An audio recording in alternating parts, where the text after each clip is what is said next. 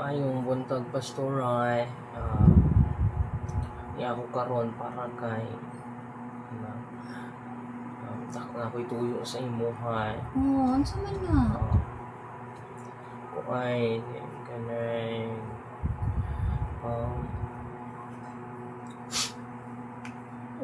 Relax lang. Unsa man na imong problema di ay?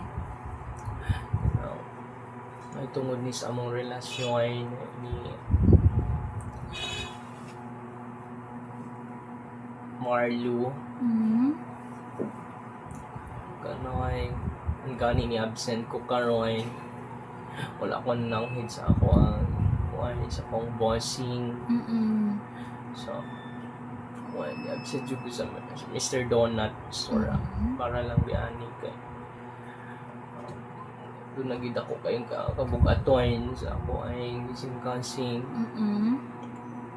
tungod sa mahitabo sa amuan ni Marlo. Pagpatambag ng tao sa imuha kay gabi iabot gid sa tayong pastora nga nakabuhat jud kog mali. Last jud ko lapit sa kuang tiil. Koy, unya. Ya, kay na may kapaya sa likod. Hapit pa pod ko maghikog gabi. Sige lang. Ipagawas lang na sa karon. Pagawas yun ako ni Pastora kay wala jud ko yung maistoryahan nga lain. Ikaw ra gyud. Karon kay ni ako patambag jud ko kay kabalo nga jud kasabot sila mama pun sa akong gimati karon. Gusto ko nga kana mahiyal lang ako ay kana kasing-kasing kay higugma ginako si Marlo. Ako kay paghigugma siya gud ang nahimo na ako nga inspiration sa tang sulod sa eskwelahan. Siya ang magdala sa ako ang notebook, sa ako ang libro. Di ba po tutukan sa magbuhat sa akong mga assignments. So karon kay dako kayo ka na sakit sa akong kasi nga nawala si Marlo. Kinag-away lang mi tungod sa dili pag sinabtanay. Wala lang ko ka-reply sa iya nga pastora. Paminaw po na ako nga napod siya lain nga gina ukuyan sa pika section. So para di pastora. Okay, bago ko maghatag sa imuha sa akong mga advices or sa akong mga tambag, isip imong pastora, so obligado pud mi nga mohatag og pagtambag sa imuha since ikaw man mismo niduol sa ako as your spiritual mother. So andam pud ko nga mutapang sa imuha sa paagi nga kaya na ako. So before ta magsugod, magampo sa ta mga itagaytan sa Ginoo. Okay? The Heavenly Father, Lord, salamat kaayo karong buntaga bisan pa man sa life ni Ana, Father God. Salamat kaayo Ginoong Dios nga gihatod nimo siya diri para Ginoong Dios makadungog sa mga tambag nga gikan diha kanimo pinaagi ka nako. Salamat kaayo Father God sa paghatag ka ng wisdom nga mahatagan na mo og solusyon ang iyang problema o iyang mga kasakit pinaagi gihapon diha kanimo. Salamat kaayo sa imong pag-uban ka namo Father God. In the mighty name of Jesus we pray. Amen. So regarding ato imuhang problema na kinahanglan ka og tambag tungod kay nasakitan ka nga nagbulag mo ni Marlo kay siya ang imuhang nahimong inspiration sa imuhang pag-eskwela o sa imuhang work, tama ba? Kay nagtrabaho ka sa Mr. Donut. Okay, at the same time nag-eskwela ka. Okay, working student ka, working student ka. So ang imuhang gusto is ma-release ang imuhang gibati nga kasakit. Opo. Okay. So So, ang buhaton. Ano, Pastor? okay. So ang isip imuhang pastora, ako lang yung matambag sa imuha nga bago ta magbuhat og mga daotang butang sama sa imuhang giingon kaganina nga naglaslas na ka, hapit na ka naghikom tungod kay nasakitan ka. Hinumduman lang nato always nga ang tuburan sa gugma or ang gigikanan sa gugma malalain kundi ato ang Ginoo ng Dios. So ingon ko sa first John 4:8 that God is love. So siya jud ang tinugdan o tuburan sa gugma. Dili man mahatag ni Marlo gusto nimo nga gugma nga iyang ihatag sa imuha, pero always nimong hinumduman nga ang Diyos jud na higugma sa imuha pag-ayo. And siguro gusto lang kang pahinumduman sa Ginoo nga mubalik ka sa iyaha kay since nagtrabaho ka, na busy ka sa school, sa imong work, medyo nawala pud ka sa imong ministry sa church kay isa pud baya ka sa nagasunlid. So siguro sa kana nga paagi dili man nato masabtan sa karon, pero iampo lang jud na.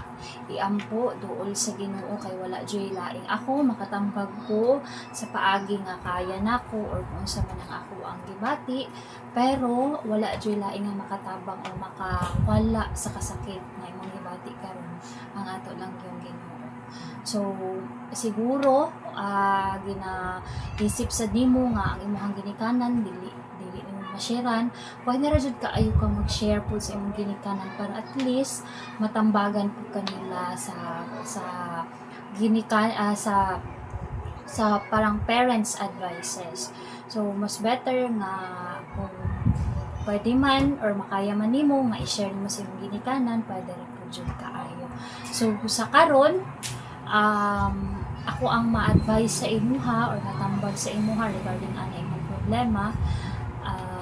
Again, dili man nimo masabtan sa karon ang mga imong naagian nga problema or kasakit, pero isa lang jud ang akong istorya nga ang tanan naa joy purpose.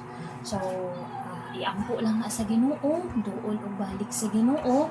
Ako lang ma-advise sa imuha nga ang imuhang panahon or ang imuhang gugma i-offer lang gid kay Lord or hatagi o panahon ang Ginoo nga mo lihok sa imong kinabuhi. Tapos isa pa pod sa imong edad karon dili pa jud tama para jud sa ginatawag uyab-uyab, pero kay lagi imong mga experience karon ang ginatawag ko kanang bulag, sakitan ka, siguro lesson learned na pud na para sa imuha since bata pa kaayo ka, ipagamit ang imuhang time sa Ginoo ayo sa ubang tao. So kabalo ko nga butan ka nga pagkabata, and kabalo ko nga lig-on ka kay nasayod jud ko nga kanang daghan pa og mga butang nga giandam si Lord para sa imuha in the future. So ayo na sa una-una ka ng mga butang nga nakapasakit sa imuha, ang huna-hunaon nimo ang mga giandam ni Lord sa imuha in the future. So unsa man imuhang gibati karon sa imuhang pagkatungog sa mga advices? Sabtan ako pastor nga kanang dili gid nako higugmaon ang mga kinakoy hurot ang akong paghigugma ito sa mga tao nga kanang akong mga i-admire paabot jud ko kay ang Ginoo gyud ang mas dakong naigugma sa ako sa kabalo siya sa ako ang sa akong purpose sa pod ako ang nasabtan sa imong giingon kay bata pa jud ko. 14 pa ko pastora. Sabtan na ko nga dili pa siguro panahon nga mapod siguro nga dili wala na sabta nila mama tungod kay ako ang kanang gi pangunahan siguro sa karon sa imong ingon nga mas tagaan akong higayon ako siguro akong espirituhanon kinabuhi para mas mulig-on ko yan sa Ginoo. Yan, salamat kay Pastora mas karon namati na ako kanang medyo na nawan-an ko kanang mga tunok sa ako ang kasing-kasing madan ko kanang puot sa ako ang dughay. So, salamat kay sa imong kinabuhi Pastora niyala Pastora dili na po ko magdugay kay manglabas apod ko sa ako ang mga uniform. Salamat kayo Pastora. So, bago ka mulakaw, mag-praise up. Okay? Maging gamhanan, may kumaon na mo nga Diyos. Salamat kaayo Ginoong Diyos sa imuhang pag-uban ka na mo sa kaunsiling nga mo gibuhat karong buntaga. Salamat kayo Father God sa life ni Ana nga gigamit ko nimo Father God na may makatambag kaniya para at least mas masabtan niya Father God kung unsa kadako ang imong purpose sa iyang kinabuhi. Salamat sa kaayo Father God sa healing nga iyang gibati karon sa iyang kasing-kasing. Salamat kaayo Ginoong Diyos sa complete healing Father God. Salamat kaayo sa imong pagabuhaton bisan pa man sa iyang pag-eskwela, sa iyang trabaho. Salamat sa imong pag-uban kaniya. Thank you for everything, Lord. We entrust to you everything, Father God. In the mighty name of Jesus we pray. Amen. Salamat kay Pastora. Thank you kaayo.